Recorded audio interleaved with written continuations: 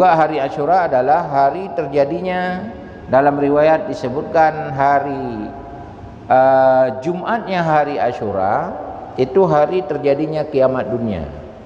Cuman yang kita tidak mengetahui Asyura tahun berapa, karena menyangkut hari kiamat kan bicara alam gaib. Yang jelas kiamat itu pasti. Allah sebutkan dalam Al-Quran itu sampai 161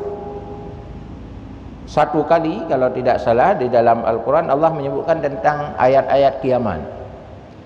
Bunyinya berbeda-beda, di antaranya inna sa'ata atiyatun akadu ukhfiha.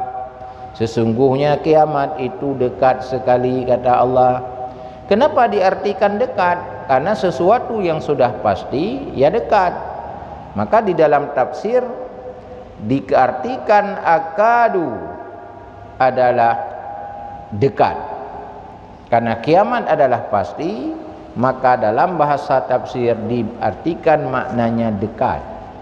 Itu terjadi dengan pendekatan psikologi. Jadi sesuatu yang sudah pasti, orang kan tidak ragu lagi, berarti kata kai ke, maka gekentrit dekat.